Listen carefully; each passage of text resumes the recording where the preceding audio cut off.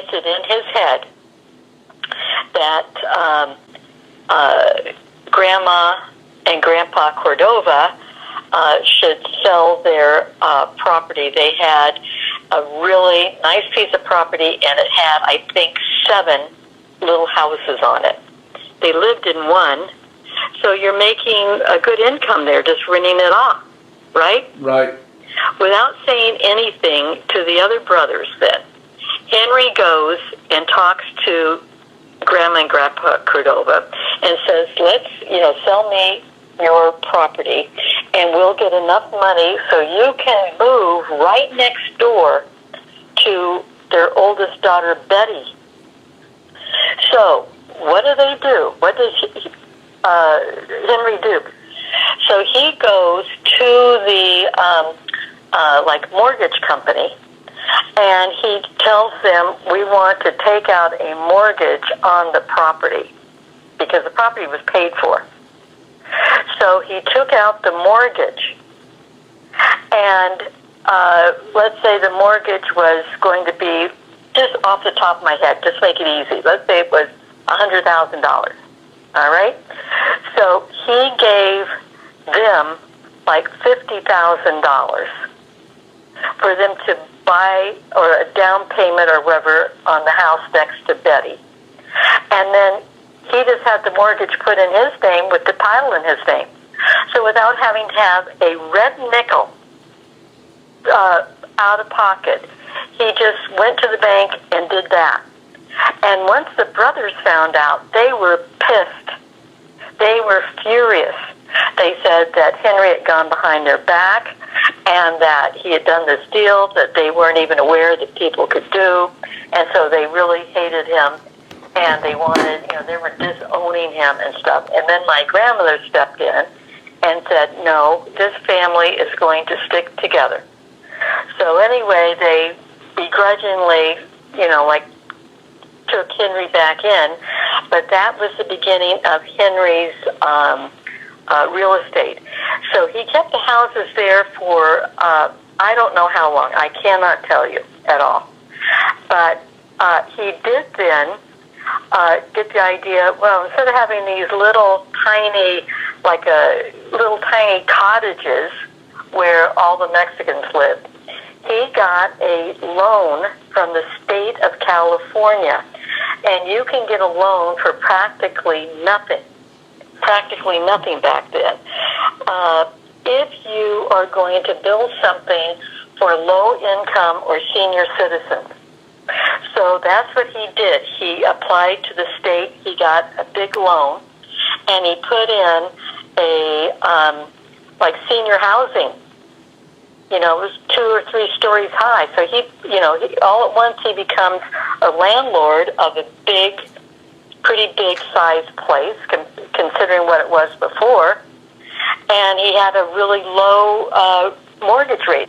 And so then he was able to take his money, and he would go and he'd buy houses that were going to be condemned. And so he's always been what you call a slumlord. And I can't tell you that I haven't seen all the houses or whatever, but that's how he got started. And just keeping the houses at, bare minimum. And then he did, as time went on, as years went on, he started buying better and better property. And became a multimillionaire that way. My mother, who never forgave Henry, she would always say, without a nickel, he was able just to take the place, just get a mortgage on it, and give, enough money to his parents. And now he's got a house he's got a whole set of houses, 7 houses in L.A. So when they moved next door to Betty as planned? Yes, they did. And they lived there. Betty lived there, I bet, maybe 8 years, I'm guessing. I don't think it was more than 10. And that's when Betty and Lumina and Henry was the driver with his son, and I'm not sure which one. drove to New Mexico. They would drive often to go back and visit the relatives that were all there in New Mexico, in Mimbres. So anyway, on the way back, he was driving, and it was, it's a long trip, but I think they'd do it just in one big drive. So somebody said, we need some water out of the back seat or whatever. And at that point, Betty unlatched her seatbelt and turned around to try to get from the back. Lumina and the kid were sitting in the back seat. So Betty undid her seatbelt, turned around to try to get the stuff for them to snack on.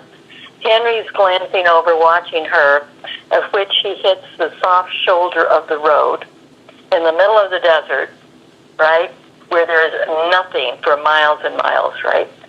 And he flips the car, and it goes down, into off the road, and it lands upside down. I remember that because he had said that when he opened up the door, the car's like upside down, and he thought it was like an act of God that his flashlight rolled out right onto the ground.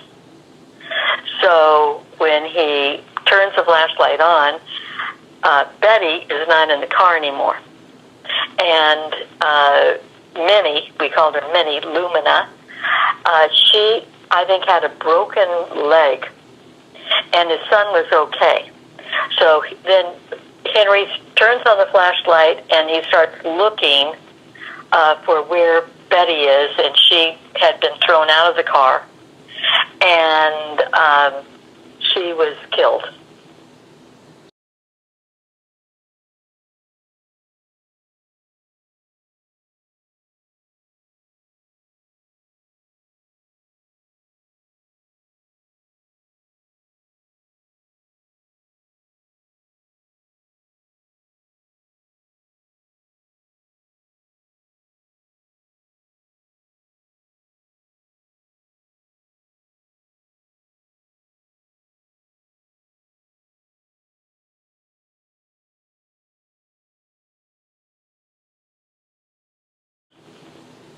So, did she have her head chopped off? I mean, like knocked off? I think it was something like her neck, because he had said that it was like with every heartbeat or something, it was like blood was coming out, and like her mouth was opening and silently shutting and opening as the blood just came out of her mouth.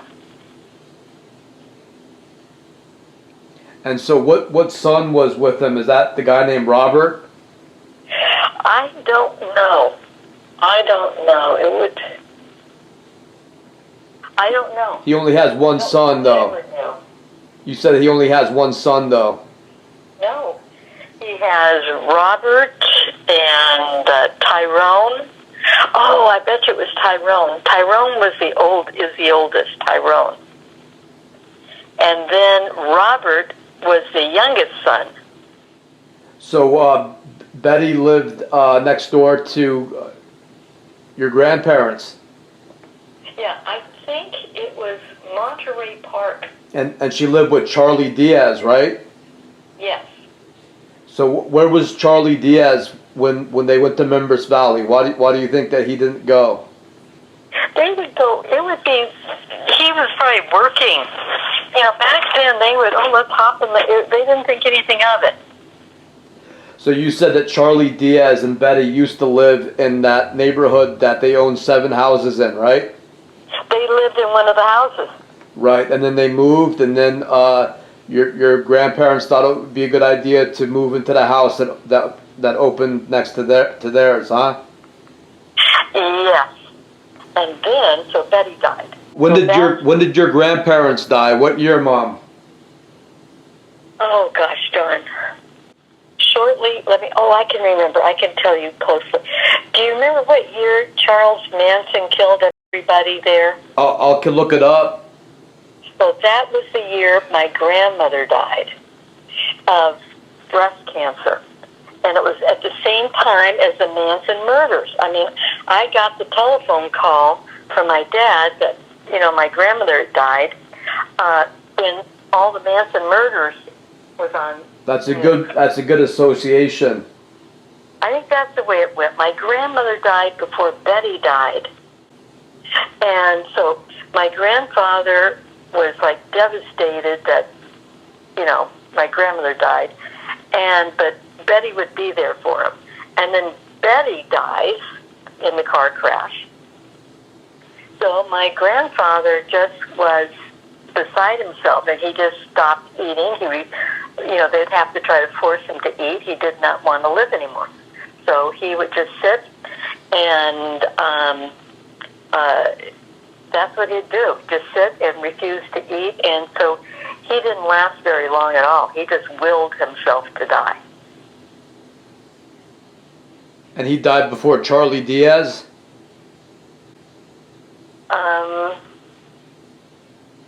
I don't know. I do not know. For a while, Charlie Diaz and your grandfather was still neighbors. They were still living. Yeah. Charlie was a nice guy. He was pretty fair-skinned. He was a fair-skinned Mexican. And he was thin, very thin guy, probably because he smoked so much. And he was nice. He spoke English. He was always nice to me. Always just a sweet man. Did he kind of look like your uncles a little bit? Not at all. Nope. Each one differed, I'll tell you. Like Albert looked very, Mexican. Betty looked super Mexican. What do you remember about your grandfather? I've seen pictures of him, and I thought he was Spanish, but in the pictures he kind of looks like a German. No, he's Spanish. He's Spanish. What was he like? What are some of the things that you remember about him? He was very soft-spoken. He didn't speak English. He might say like, hello, Linda. Nice, hello, Linda, something like that. You spoke Spanish to him, Mom? He was fair-skinned and blue-eyed. But yeah, you would speak Spanish to him for him to understand? No, I just say hi. I never sat down and had a conversation or even tried to. I was just a little girl, and we would always give him hugs, right? And same thing with my grandmother. And I one time did stay with them for like 2 days. I slept at Betty's, though, so I'd be with Irma. And she was trying to teach me how to make pipián. And boy, was that ever hard, because everything was made by hand. So they were very, my grandmother was very, very religious. She went to church 7 days a week, every morning. And she always dressed very conservatively. She always wore a dress, and it would be a dark navy blue, a gray, or a black. And it had like little pearl buttons on her clothes, and maybe a white lace collar. And she always wore her hair like in braids, and then she'd bring them to the back of her head and roll them into a bun. And she always had a rosary onto her belt, so wherever she was doing, if she was sitting somewhere, she'd say the rosary. So she and my grandfather, like my dad said, and I know he wasn't exaggerating, he said that they were just happy. He says, I only remember them happy, laughing, talking. He said, they never disagreed with anything. He said, it was just total harmony. And they were best friends. They were just really, really good friends. So Mom, did your grandma, she spoke a Native American language too? No, I don't think so. No, she just spoke Spanish. That's all I know. And I know that her side of the family, just like Dad, think about his brothers. Most of them married, like Mexicans, right? So, their kids were all Mexican, and so they're very, very different. Now, Henry married Lena, was also, I think she was Spanish, but like her father was a professor of philosophy at Santa Barbara University. So she came from a very well-educated family. Lena was beautiful. She was absolutely beautiful. And she had the most gorgeous laugh I've ever heard in my life. And she was very, very nice. And, years later, Henry would say that the worst thing he'd ever done in his life was to divorce her. But he was so stingy, he didn't want to share his money with anybody, including his own wife.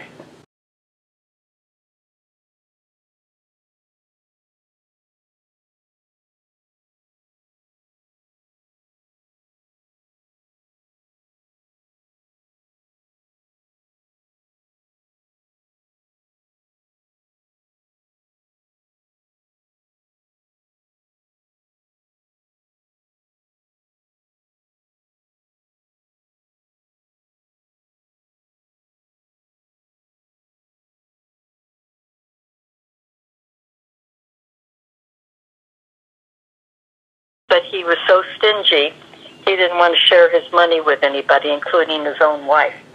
Do you have any, Mom, do you have any idea why he was like that, him being part of a middle-class, large family? Why do you think that he became... They were migrant farm workers.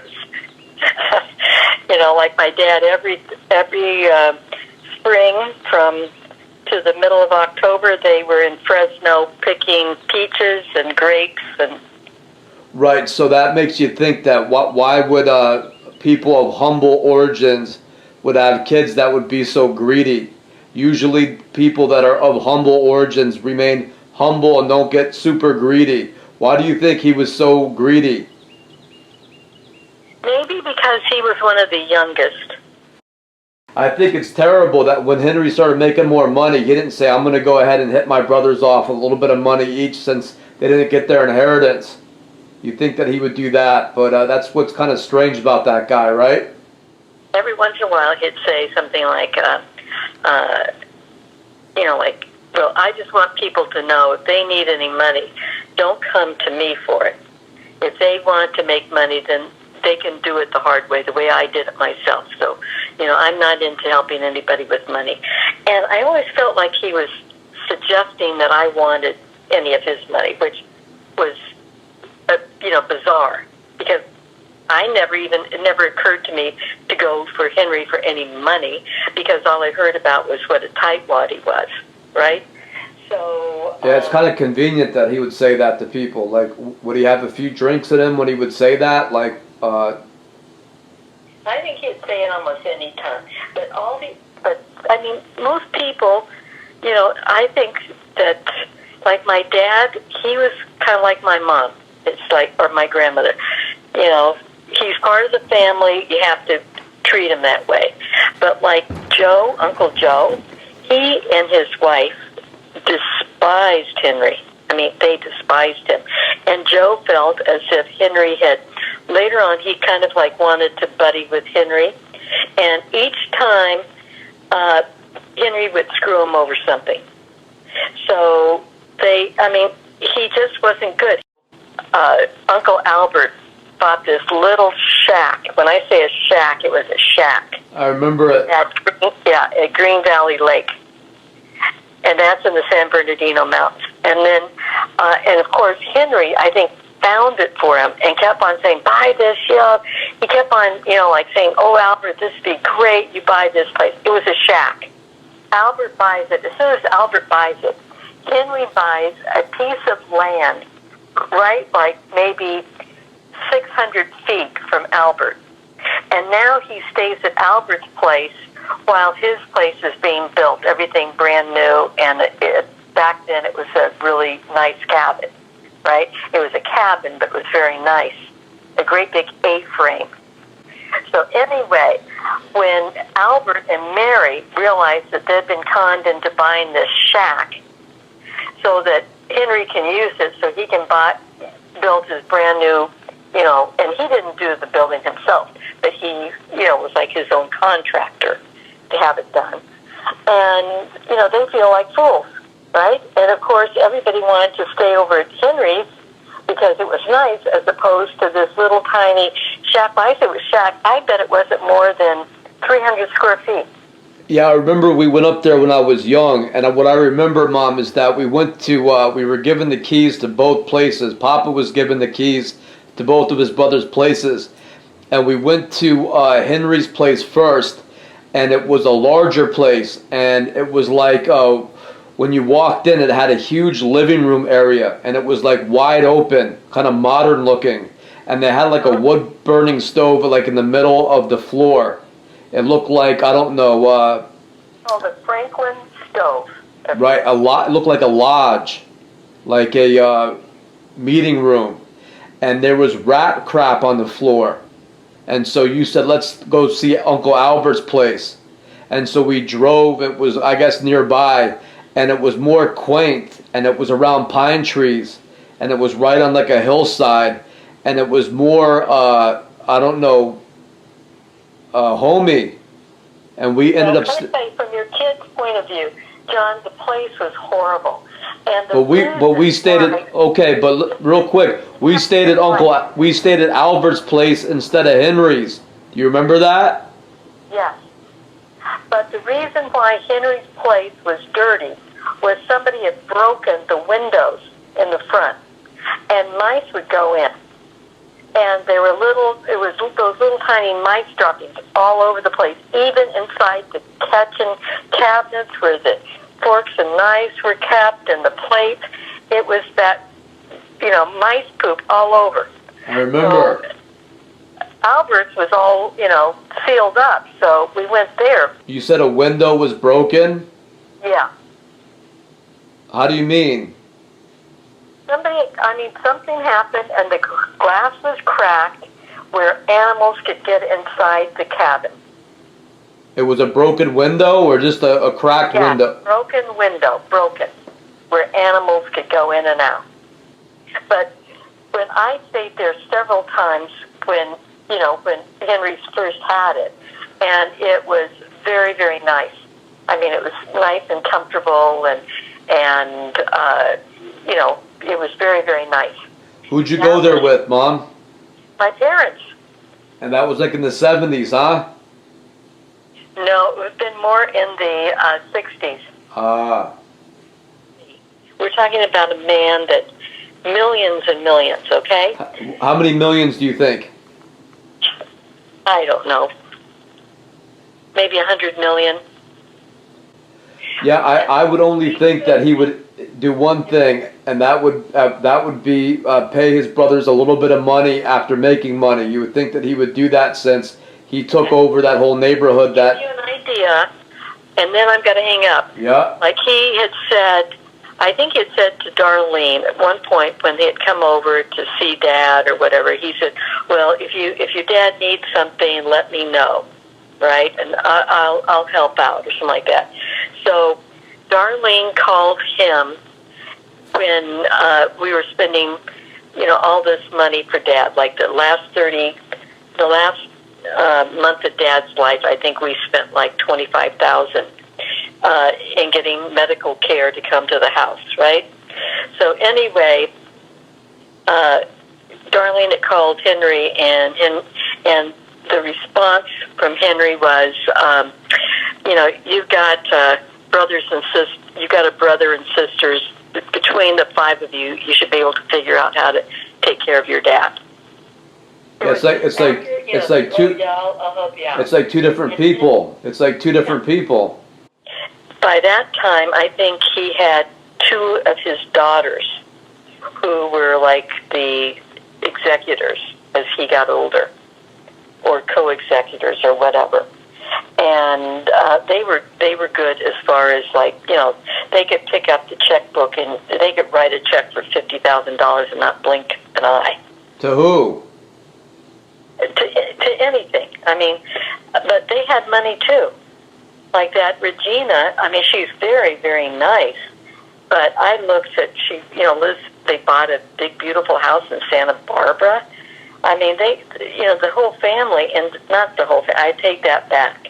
Henry could have helped Tyrone out, but he didn't. But he helped the others. But, they would even, they'd talk about him, and they would say, I remember, like, Danny saying, oh, Dad's horrible, and he gives too much money to that last daughter that he had. Remember her, Janelle?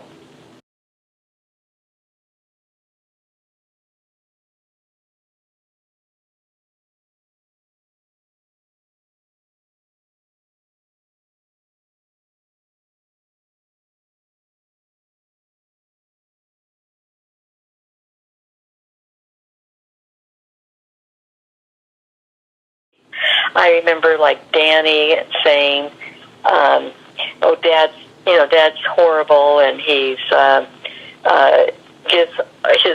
gives too much money to that last daughter that he had. Remember her, Janelle? I guess. And he doesn't help anybody else, but he'll just give them money and whatever. But He won't help Tyrone or Danny, huh? So when did Betty die, Mom? What year? that's a hard. I can't remember anymore, John. I could write to Irma and ask her.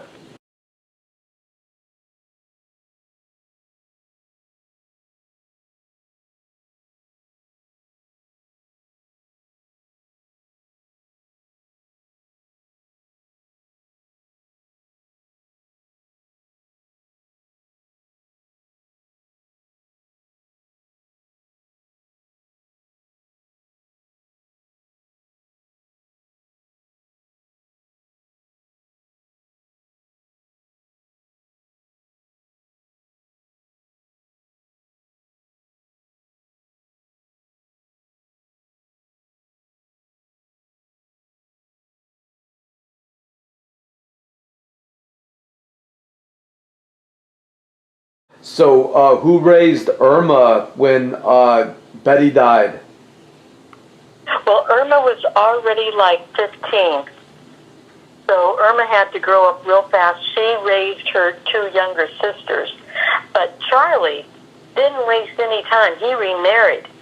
But his wife, according to Irma, was like something out of the evil stepmother out of Cinderella. And she was horrible. And so as soon as Irma graduated from high school, she took her two sisters with her, and she worked and supported her two sisters and was a mother to them. And her father had died soon after, I think, maybe even before. So he died, and then she was left just with her evil stepmother and stuff. And I think the evil stepmother took the house, everything. Irma didn't get anything.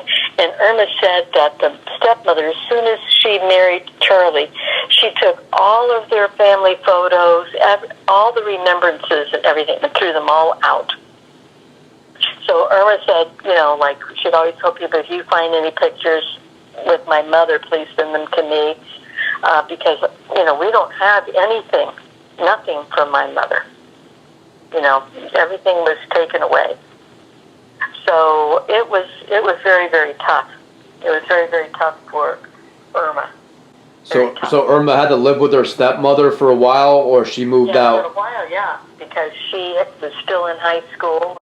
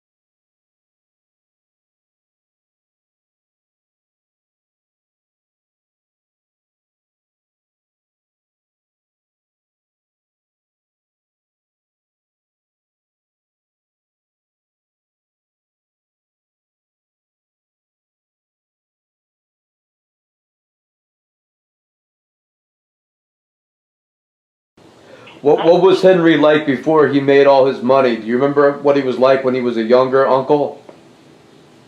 No, he just seemed like I said, he was funny. He laughed all the time. He laughed all the time, and loved to tell jokes and or not so much jokes, but to just I don't know, just actually he was a nice guy. So where did Henry live as a young man? Did he occupy one of those houses in that neighborhood? He must have when he was just a baby. Yeah. I wonder where he worked before he made his money in real estate. Do you remember? No, John. No.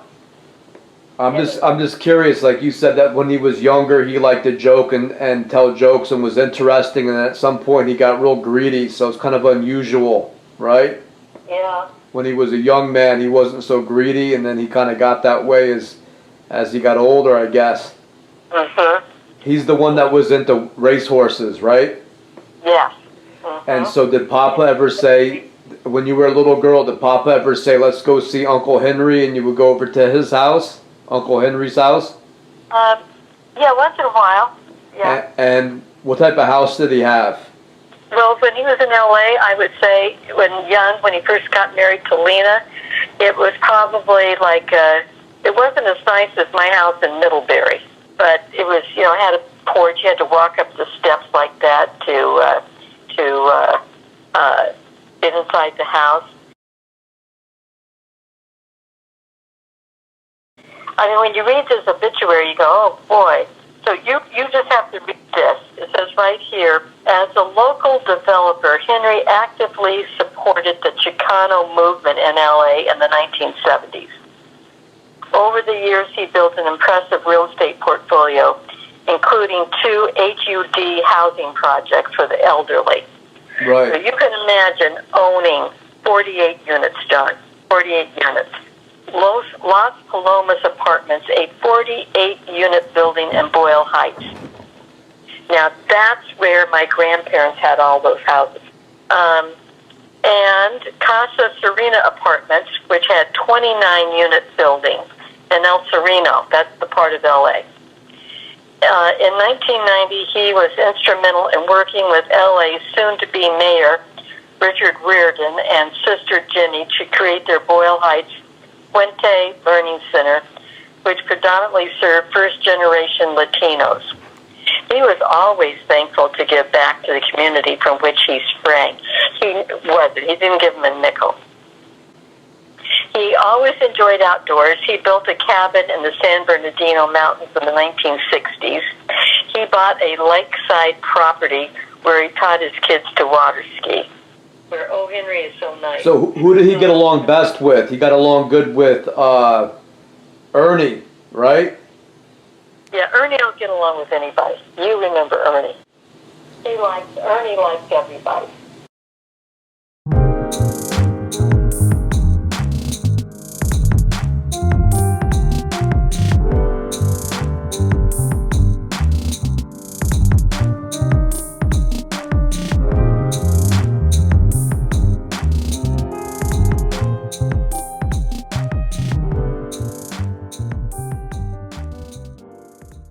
Anthol, do you remember Francine? Cordova, Francine? No, I've never heard of that name. Francine Cordova. Papa had a photograph that he showed me of this pretty lady, and it said, "I love you, Francine Cordova." So how many sisters did he have? He had Elizabeth, which is Betty, and then he had Lumina and Clorinda. Aunt Clorinda's the only one still alive of all the kids. There was a baby, and she died when she was like 2 years old, and I can't remember. I think her name was Catherine. So Betty's real name was Elizabeth, huh? Yeah. Well, I didn't know that. Why didn't they call her Elizabeth? Well, most people take a nickname. Ah. Like if your name is James, they usually call you Jim. Or a lot of times it's Robert and they call you Bob. Right. Yeah, so Francine, My dad was Alvin, but they called him Al. right, so Francine was not Yeah, Papa's wasn't one of sister. our. Maybe a cousin or something. He showed me a picture of her, so okay, all right.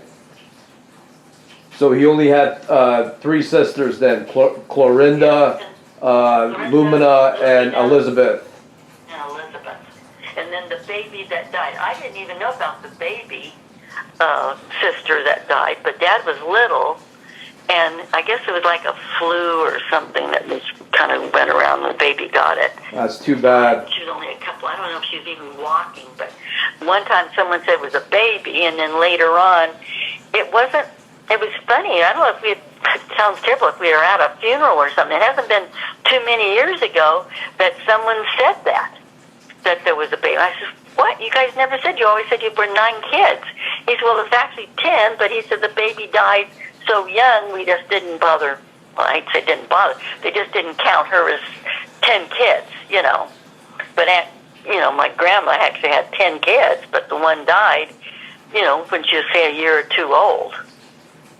So she was a baby, and so some of the young, so Dad remembered her because he wasn't much older, or maybe he was born right after she died or something. But a couple of the others, they kind of look funny, but I know Uncle Henry mentioned it one day, and something was said about the 9 of you, and now, because some had already died, and like I say, it hasn't been but a few years ago, and something said, yeah. I said, Dad never did tell me what the baby's name was, and Uncle Henry came out with it. If someone had told him what was the baby's name, I don't know, Aunt Betty or someone, and just talking, oh yeah, the baby died when she was 1 or 2, and her name was, and he said it was Catherine, I'm pretty sure, because I'd never heard anyone give a name. See? So do you remember when Papa was telling me about a real estate club that all the brothers were a part of? Do you remember that? I remember that, uh-huh. So that was when you guys moved over to Campus Drive, right? Well, it was before we were still at Crestwood, because they used to meet once a month and talk about the property, or they were saving their money. They'd each put in so much a month so that they would have money to buy a lot or a piece of property. And I know it was when we were on Crestwood, because I used to fix, when they'd come over, I usually fix sloppy joes. I still like them. Yeah. So at what point did Henry decide to go off on his own and then ask for the property of those 7 houses? I don't. He asked for the property of the houses. That was separate. The others didn't even know about it. That didn't have anything to do with the investment. You would think that they would discuss that. Property, and like I say, when we were still at campus, so that was in the early 60s. So we moved from campus in February of 63. And I don't think they were still doing it when we moved to campus. Right. When we were on Crestwood, they did it. But Uncle Henry, he got the 6 Cordova houses from my grandparents, and he wanted it as an investment or something. And what he did is he really kind of cheated them. It made the others really mad. So they had like a family meeting and gave Henry a rough time. Because what happened, we didn't find out until my grandmother, I think it was Aunt Clorinda was taking Grandma to the market. And Grandma was only buying a few things, and Corey said to her, Mom, you got to buy more food than that. And she said, well, I don't have any money. And she said, what do you mean you don't have any money? And she says, you've got to rent those property, because they lived in one and they rented the others out. So she said, what Henry did, he didn't have any money, and he wanted to use those houses for investment. And so he put the houses in his name. Yeah, he got a mortgage on them or something. He would pay them a little bit, but then he was keeping the rent that was coming in from all the other houses. So then Grandma and them only got, say, maybe 1/5 or 1/6 of what they were getting before. See, before they were getting rent from all the houses, except the one they lived in. But then Henry was keeping it to build up his money and put to. Do you know what year that was? Huh? Do you know around what year that was? I don't know. It might have been in the 60s. I don't know.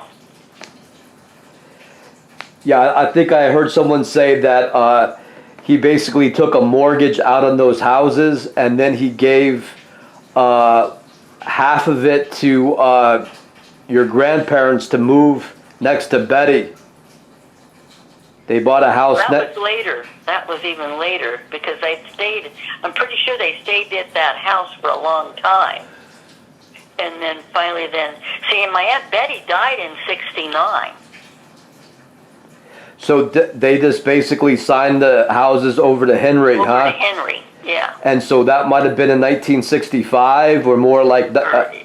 Yeah, maybe even earlier. Because they were doing the investment club like in 60, 61, 62, something like that. Right. So why don't you think that was brought up in the investment club? Why don't you think they discussed that in the club? Yeah, because I don't think they knew about it at the time, or it hadn't happened, or they had just kind of forgave him. Right. Because he cheated them in the investment club. He did that too? He cheated them also in the investment. They were all putting in money, so then when they went to buy some property, they bought property, okay? So then when they went to sell it, Henry was keeping like half of it. And they said, wait a minute, it was, I think it was 6 of them in the investment club. And he said, yeah, but you guys didn't have enough money to buy it, so half the money was mine. Or he said, I found the property, the investment, so I should get an extra, say, 10 or 15% for that. He said, so you guys are only going to get half of what the profit was. And they would all... And that's kind of when it kind of ended. Do you think that was fair of Henry, or do you think that was more... I thought he was cheating. Because he put in an equal share too, but he took half of it and they had to split the other half, right? Yeah. So basically, probably what he didn't tell them is that when you come up, if every brother put in a certain amount, you would take that and you would go to the bank and give them a down payment, and then they would give you a loan to buy a mortgage. You do a down payment. So that's probably what he did. He put in the same amount as the other brothers, and then he borrowed the other amount. So when they wanted to cash in, he wanted to take 50%, and they could all get, what, 10%? 10%, yeah. Yeah, so that's a little bit. That works out good for him. Mm-hmm. So what year do you think that might have been? Oh, I don't know, John. It's been so long. It would have been in the, like I say, probably in the 60s, because they had that investment club, and I think it ended in 62 or something like that. Huh. So it would have been earlier. They didn't do it that long. Maybe a year or two is all. How old was he during that time? Do you know when he was born? Can I ask you, why do you need to know that? Because if I don't ask that Pop, like, you know how Papa passed away and we can't ask him? Yeah. So if I don't learn this stuff from you, then it'll be gone forever. But I don't. Let's see. I'm going to have to eat something in a little while. I've been awake for now. I haven't even had breakfast. I know my blood sugar's low. Yeah, I'll let you go. I'm just I asked some other people and they seem to be confused. Thing from Henry. Henry was born in 1933. April 20th, 1933. And do you know where he lived during the real estate club? Did he live in one of those houses? Do you know, or? No, I think he lived in Monterey Park. And was he married at that time? Yeah, he got married when he was like 18. So that would have been what, like in early 51 or something. He got married young, huh? Yeah, he and Aunt Lena got married right out of high school. And what did he do for a living out of high school? Well, he was always, he'd been like an art student, so he did, let's see. Graphic design or something, huh? Yeah, I think he did something like that. Because the only time when I was old, you just didn't talk about all that stuff. I didn't even know what Uncle Albert did. He did TV repair, and then Uncle Ernie was, Ernie, he was a mechanic for the either city or county of LA. I think it was city. And then Uncle Joe, see, like some of them, I don't even know what they did. I know Uncle Manuel, who was a husband of Lumina, he was a truck driver, but I don't know if he did it all the time. And then Uncle Joe, at one time, he used to be a liquor distributor. He would go to liquor stores and see what brand they wanted to buy. So I don't know if he did one particular brand or what. But then he worked, became I think it was a reserve sheriff, LA County Sheriff. And he worked at the racetracks, different racetracks for security. So then he did translating to some of the different jockeys that didn't speak English, because a lot of them were coming from Mexico. Yeah. And he realized he could work for them and get a commission, be like their manager. So he quit his regular job and started doing that. So, I mean, he was actually traveling. He'd go back east to New York. There's a racetrack there, and up in Washington State. So he was in different states doing managing of different jockeys and stuff. Wow, what a great thing to do. Wins and all that. That was George Jr. Yeah. They always said Joseph, but I think when his death certificate, I think said Joseph on it. Really? They called him George, and that's when they it was Joe. They called him Joseph. Huh. They never really kept the names, like it was like a nickname for some reason. And like Dad, he was originally called Frank, and it wasn't until he went into the service that they said Frank is not your first name. So then he had to go get birth certificates and all that and fill out papers and showing it was Alvin. Right.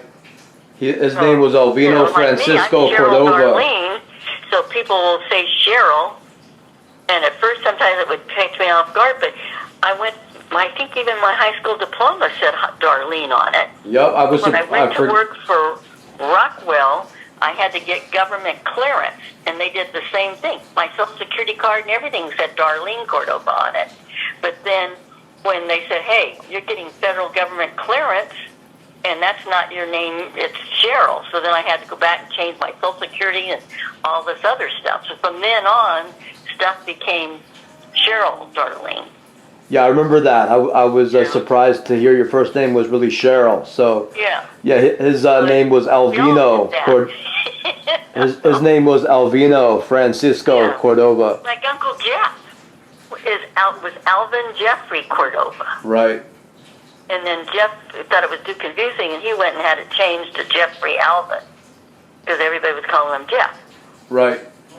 So right out of high school, Henry got married, and so I think he went to school for graphic design, but And I know, see, Disneyland opened in, 55? So Henry did some work doing some kind of illustrations or those for Walt Disney Company, because they even offered him a job. And this is a funny thing. Henry didn't think Disneyland was going to be any good, and he didn't want to work for Disney. But at one time, he had some of those, what they used to call movie sales long ago. They used them when they would make a movie or a cartoon or something. And so he actually had some of those, and he gave to my mom, but we couldn't find them when she died and was packing stuff away. So we don't know if she gave them back to Henry later, because he was young and for some reason he was proud of it, and he gave it to Mom. So that would have been in the 50s, before 55 probably. So then when somehow we couldn't find them, so I don't know if Mom gave them to somebody and they've got them, or she gave them back to Henry or what. But there's a couple. I remember one was all in shades of green and one was all in blue. But I don't know if it was like what movie now or anything. It was like a Cinderella or a Pinocchio or something. I don't know if it was then because those would have been older. Ah. So it would have been something that would have been done in like the early 50s after he got out of high school and prior to probably 55. Because he was invited to go to Disneyland before they opened to the public. And you had to have a special invitation. And he didn't want to bother going. And Dad kind of got mad at him. He said, we would have gone to see what it was like, because it was just getting ready to open. We had heard about it because the house was being built in Anaheim that we were moving to. But Disneyland had opened a few months before we moved in.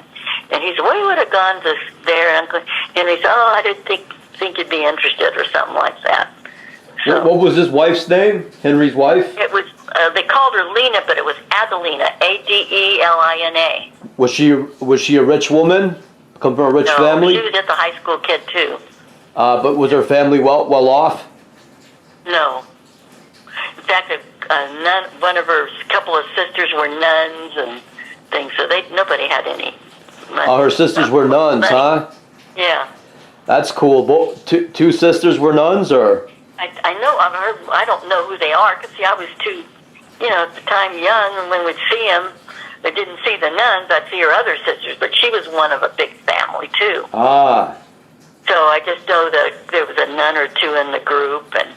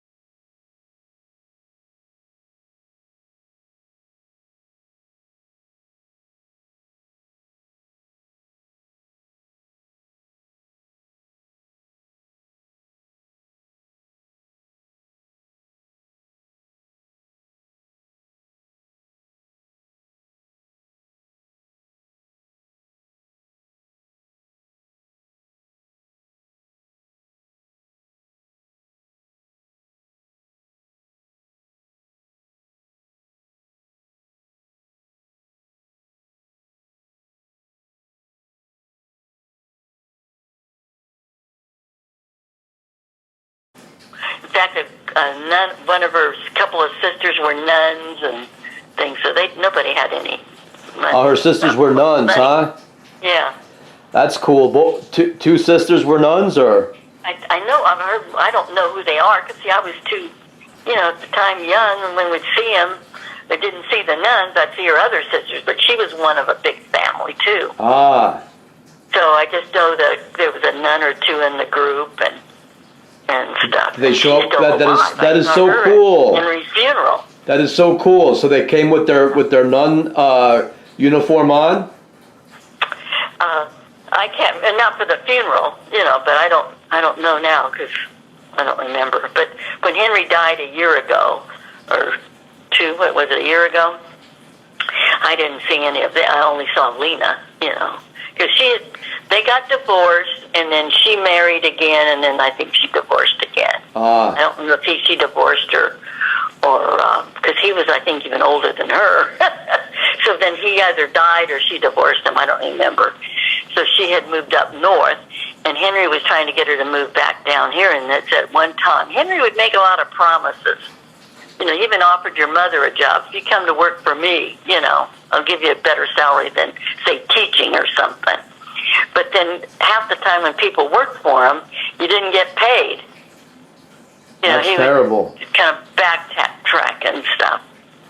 So people didn't want to work for him. Yeah, I don't blame them. The same thing when he promised all the Cordova grandkids he'd pay for their college.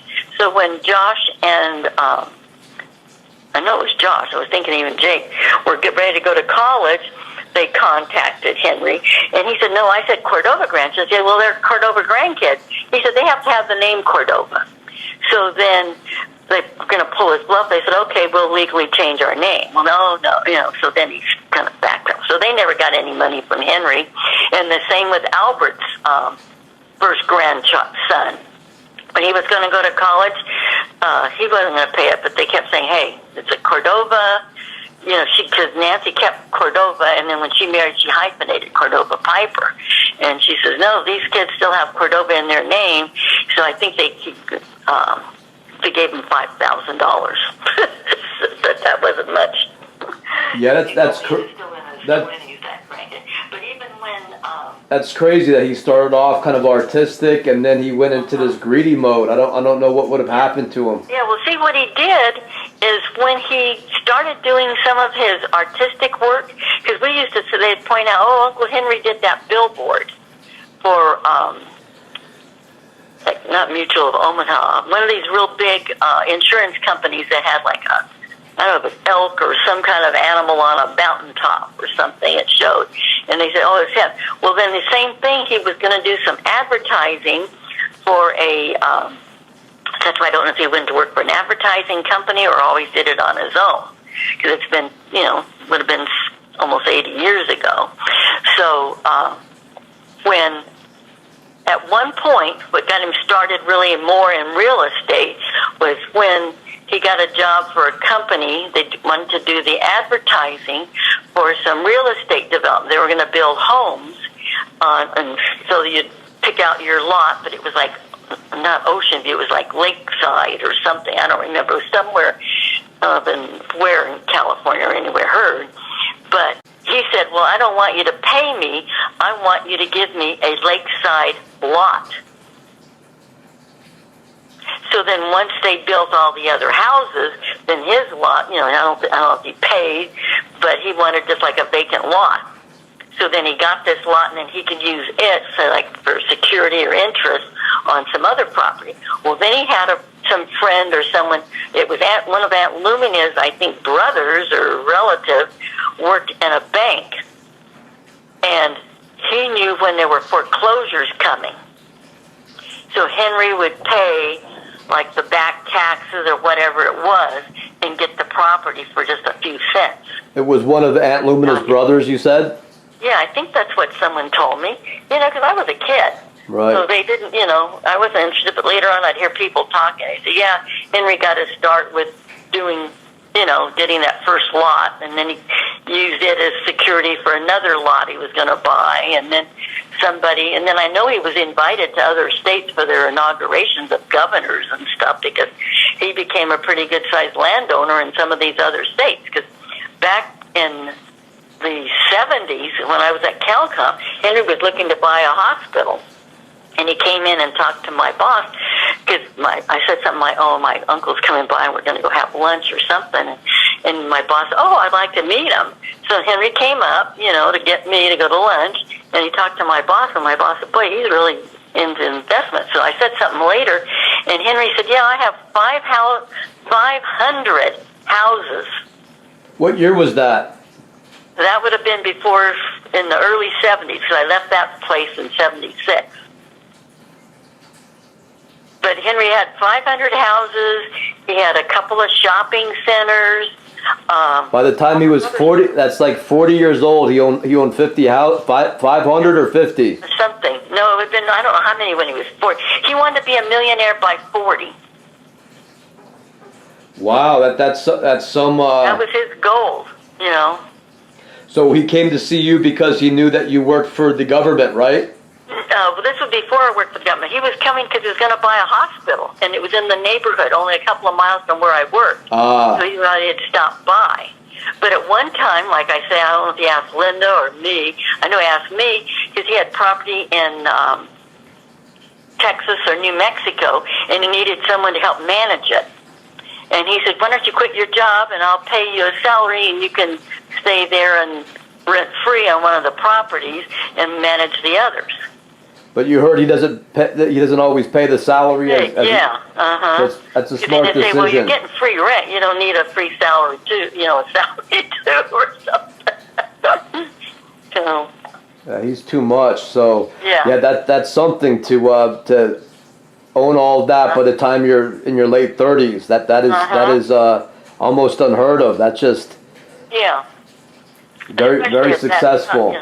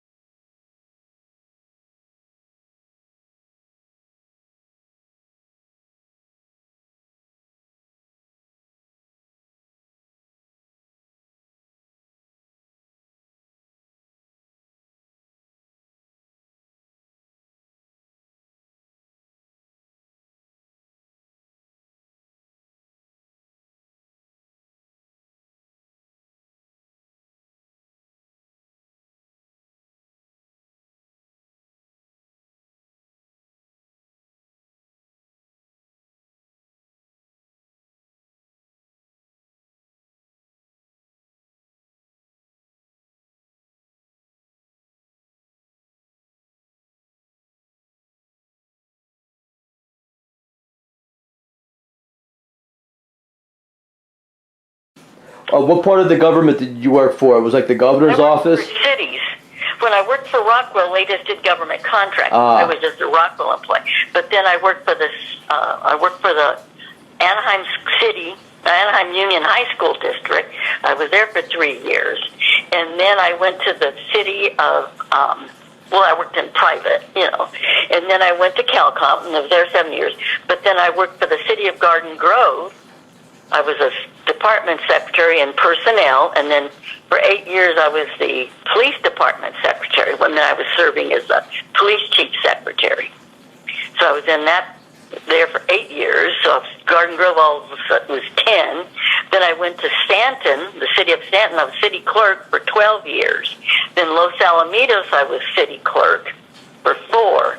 And then when I retired, then later on they called me back, and I worked there another couple of times, 6 months or so at a time. And then one of the gals I knew went to Cyprus, and they needed somebody. So she was acting as city clerk, and I was deputy for 6 months or a year while they hired new city clerks.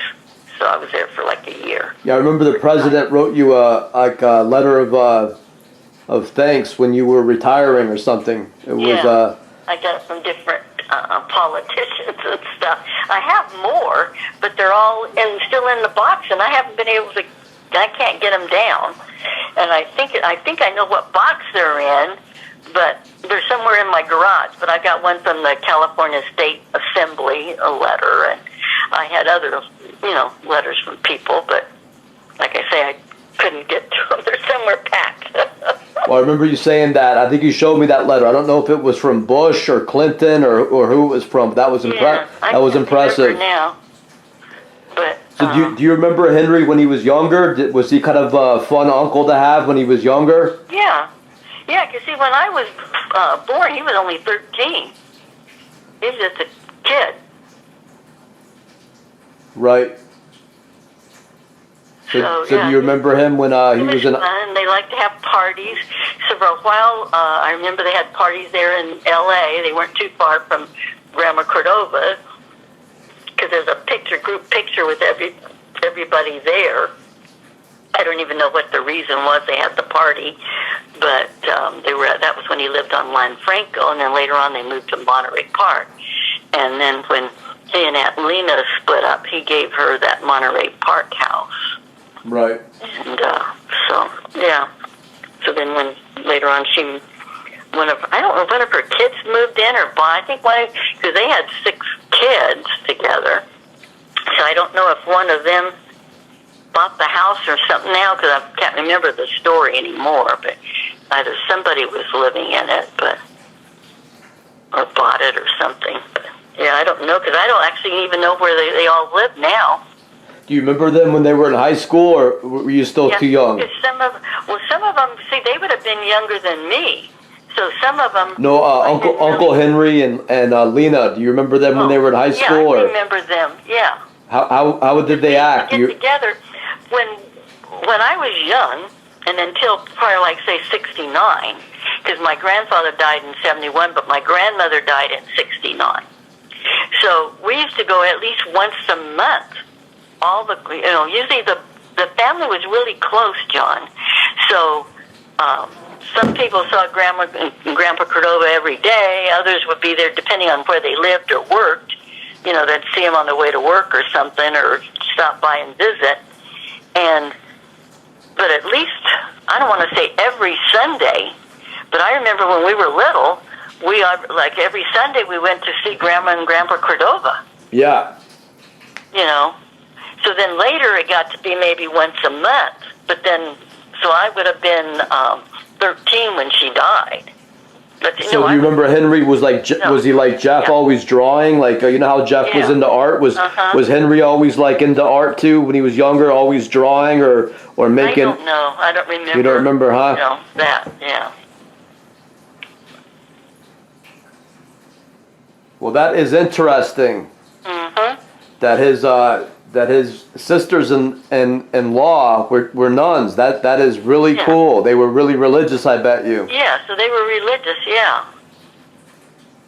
But I don't know if she had a brother, because I was young would see him, and then later on, you just go to her house, and see them, Henry and Lena and their kids. Yeah. But you might not have her brother or sisters or something there, or I didn't know. I just, I remember even say 15 years ago, I was at Henry's, last house, and there were people there that I didn't know, and someone would say, "Oh, that's so and so," but it didn't mean anything to me, because I'm the third. Let's see, I was the fourth oldest of the Cordova grandchildren. The other three were Aunt Lumina's kids, and of them, two of them are alive, but the oldest is like 80 or 81 now. So I don't know if she's got a good memory, but they didn't live as, we lived in Downey for a few years, and then once we moved to Orange County, then it was harder to get back, but we still went back probably, like I say, usually on every Sunday. And it just seemed like everybody would show up and would have dinner or visit and then go home. And Do you remember how you learned that Lena's sisters were nuns? Do you remember that story? No, just that she would have said something, or maybe when I was small I saw them, and there happened. At Lena's house, probably, right? Yeah, uh-huh. Well, that is so cool. Yeah. That is cool. That Henry almost worked for Disneyland, but he thought there was no future in it. That's almost funny. Future. Oh. But as it was, he made all this money in real estate and everything else on his own. Yeah, he rivals Disney. Yeah. He bought Disneyland after a while. Yeah. Yeah. And they don't get paid all the time over there either, working for him. Mm-hmm. Yep. So I think they're still trying to settle his estate, because he had property all over like he told me once he was trying to start selling, and he was going to keep like one or two shopping centers is all. Because he'd have shopping centers and stuff too. And he said, I can keep one shopping center, and that gives me $40,000 a month to live on. And I thought, yeah, I'd like $40,000. Yeah, so it's just interesting with so much wealth, why he would not want to kind of pass it around or share it with his family a little bit. Like, what do you do with it? When my dad was dying, I needed money to help pay for the nurse that we had at the house. And Henry had said he'd send him the bills, and he would pay it. Well, then Dad passed away a couple of days later, so when I sent him the bill, he said, well, this is for the previous month. He said, I said I'd start paying, meaning the next month, and he said, so I won't pay it. Wow. I mean, maybe maybe it all went to his account. Maybe it all went to his savings account in heaven. Yeah. I don't understand why people are like that. Do you? Yeah, you can't take it all. And then he hadn't updated his will in years, so that I know they had to go to court, because the youngest daughter wasn't included in the will. So the other 6 got greedy too, and she actually had to move out of the house, and she got a little apartment. It was a pretty crummy neighborhood. So she was actually afraid. So now, the last I heard, she was living in when they call it accessory dwelling units, like a little house in the back of a house. Yeah. And so who is this? This was Henry's daughter? She had to hire an attorney and go to court. So when I talked to her, she had won the case only like 2 or 3 days before. And she said, so now I'm going to get a share, because the judge was really kind of shocked. He said, well, this is your sister, even though it was a half-sister. And he said, she's lived with your dad since she was a baby and everything. And he says, what makes you think you can exclude her from anything? Kick her out of the house and stuff. I don't think they've even sold the house. I don't know what's going on. This was Henry's kids? Yeah.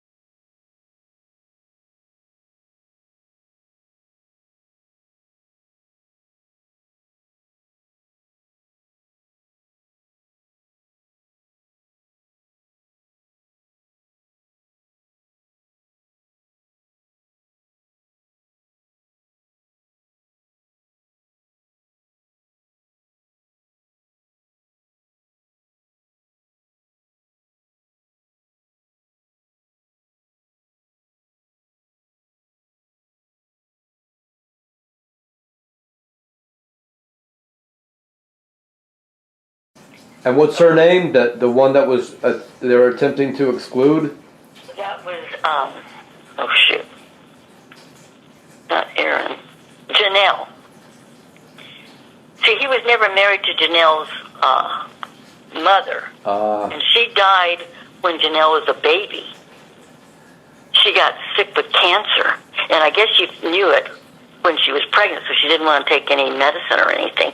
So after she had the baby, then that's why Henry hired nannies and everything. The woman was originally, I guess, from Mexico. But I think she said she was either in the Miss Universe. She was a beautiful woman, you know. But I heard two different stories. Janelle told me that Henry met the mother because she was a tenant in one of his rental apartment buildings or something. And Henry had told me, I thought it was Henry, told Dad that he met her on the train when he was going to the races at Del Mar. So I don't know which is true, because he had a place in Del Mar too. He didn't want to pay rent, so he would buy the property in Del Mar, because he had horses at Santa Anita and Hollywood Park and Del Mar and stuff. Even at Los Alamitos, I went once to see the horse races there and stuff. So that was a hobby, you know. But he had all these different interests and stuff, so there's plenty of money. And I feel sorry because Janelle went and he put her through college, but during that writer's strike and all that, she's been working at the, I don't know if it's Griffith Park Zoo. She works at the zoo. She was like selling tickets, and then sometimes would be like a guide. So it's probably like minimum wage. So she really needs, you know, she could use some money so she could at least buy a house or have a nicer place to stay in instead of in somebody's backyard. But, yeah, the others, just since she wasn't in the will, they weren't going to give her anything. But the judges said, no, she's going to get an equal share. So these are guys like, that said, guys that wanted to exclude her from the will are guys like Robert Cordova? Yeah. So it's been Robert and, well, I don't know which ones, but, you know, it must have been a majority of them, at least, say, 3 or 4 that were in that way. So there was, Regina, Tyrone, let's see, I'm trying to think of their names because it was 6. Regina was first, then was Tyrone, and I think maybe it was Robert, Diane. Let's see. I said Danny, didn't I? You did. And well, they took after Henry for some reason. Girls. Yeah, there were 3 boys and 3 girls before Janelle. And these are all Lena's children, right? Yeah. Do you know what? I feel sorry for her because Carrie even said to have her come over at Christmas last year because we found out when somehow I was talking to her or texting her, and I said, "Oh, I'd like to have you come over," and something was said. Well, what are you doing for Christmas? And she said, "Oh, I'm just going to be here by myself." And we said, "What?" And she says, "Yeah." She says, that's when she said about the lawsuit. She said, "Yeah, I had to hire an attorney and go to court because they weren't going to give me my share of the property or anything." And so she says, "So it's just me and my cat or dog or whatever she has, or bird or whatever." So Nancy felt real bad and called her, and she said, "No, that's okay. I'll just sit here, stay home by myself. That's fine." And then later, when Nancy mentioned it, Terry got kind of mad. He said, "Well, how come you didn't invite her over?" And she says, "Terry, I did." So she did come over and see me and Nancy, and we had lunch together. It was like the day or 2 after Christmas last year. Is she younger than you are? So, yeah, she's young. She's only in her 20s. So she has nieces and nephews older than her. Yeah, so Henry had her late in life, huh? Yeah. Yeah, so he was probably like in his late 60s. In his 60s anyway, when he had her. Wow. But she's real nice. I like her. She's quiet. I remember Robert Cordova, he went to Yale, didn't he? Yeah, and he is now the chief technical officer for the Milwaukee Bucks. He was a vice president for AT&T. I didn't realize they had so many vice presidents, but they divided the country up in sections and then different divisions under those sections. So he was like a vice president of some division back east, because for a while he was living in like Missouri or something, because his wife's family was back east, and or whatever, Midwest or something. And so he and Carrie kind of keep in touch. You know, I don't want to say every month, but pretty often. Terry and Robert? Uh-huh. How nice.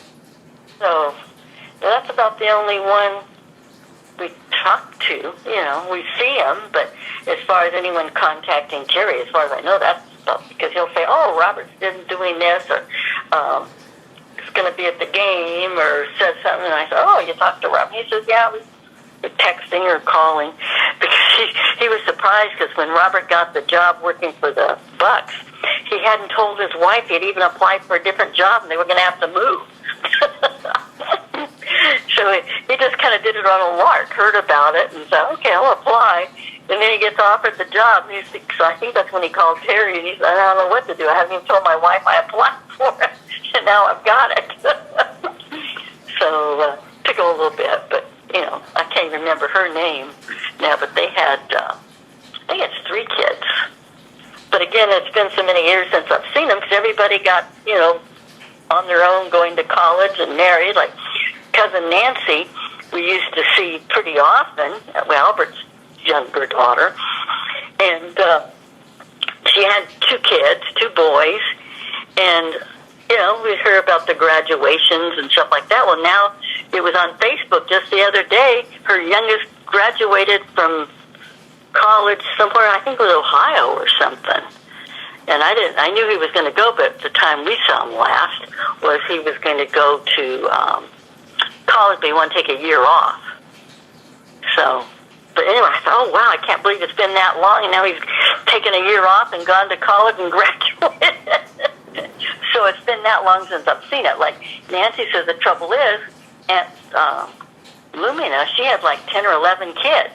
Well, if I would know the ones that were close to my age, and then like say Nancy would know Uncle Albert's kids, because we would see them pretty often. But others, she said, you know, we could be passing them on the street and not even know that they're a cousin or a second cousin, you know. Yeah, I saw Ernie's family. He had like a family portrait done.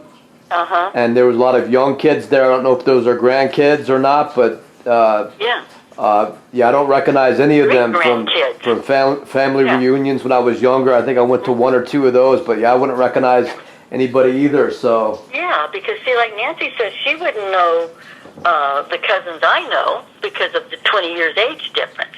Well, those cousins have had.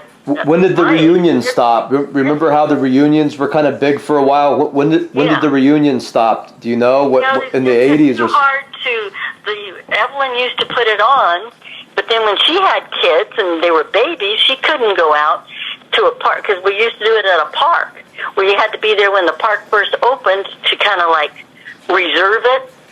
You know, because some of them didn't take reservations or anything. You just have to go there and kind of put stuff on tables that were together and get it all set. Well, that was fine, but then when she had babies, she couldn't do it. And she said, anyone else want to do it? Well, everybody else had kids too and couldn't be going.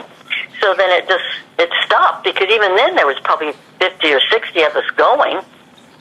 Because now if you figure everybody has kids, and then like I say, some of my cousins, Rosie, she's in her early 80s. She's either 80 or 81, because I'll be 78, so she's probably more like going to be 82.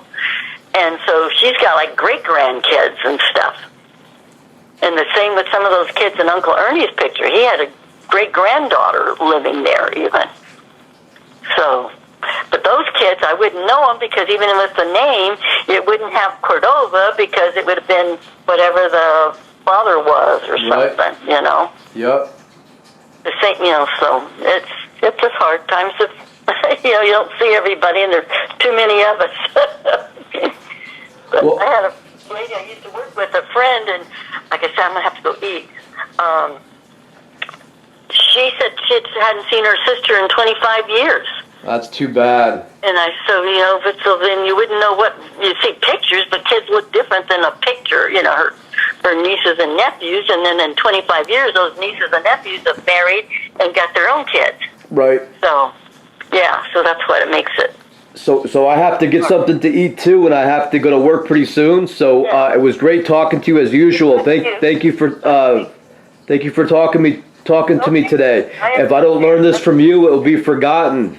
Yeah. Because as you just said, I wouldn't know some of the cousins if I passed them on the street. So I like talking to you about that and learning what you know, because you know so much. So. Okay. Well. Yeah, well, thank you. All right, so Linda had different cousins that were closer to because of the 3 years, Right. We stayed close to the ones closest to our age, and then, she probably wouldn't remember Rosie or somebody else, where she knows Irma, and say some of them. Right. Nancy, Nancy will say about something, I think, hey, how did you know them? I don't know them.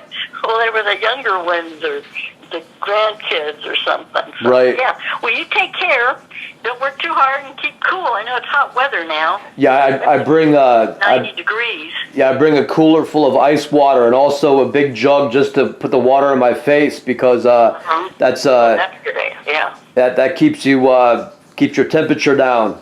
Yeah, and take even a towel. They say sometimes you take a towel or a washcloth and get it wet and put it on the back of your neck too. Yeah, I have a couple of regular sized towels because it gets so humid up here. It's like I have to change my shirt a couple times a day. Mm-hmm. Oh gee, yeah, that's. But it keeps you cool if you bring a bucket of water and a couple of towels and a change of shirt. It's kind of like stopping and taking a shower a couple times a day, just splashing water in your face, drying off the sweat, and putting on a new shirt. So it helps a lot. So. Yeah, well, that's good. Yeah, you got to keep hydrated. Yeah. Okay. Okay, Anthol, great talking to you. Thank you. Okay, say hi to the others. All right, so remember, if you just improve the diet, I don't think you need to take those the medication, but it's too much money, and sometimes it's not good for you. Yeah, that's okay? right. All right. I love you, Anthol. Love you too, Bye-bye. John. Okay, thanks.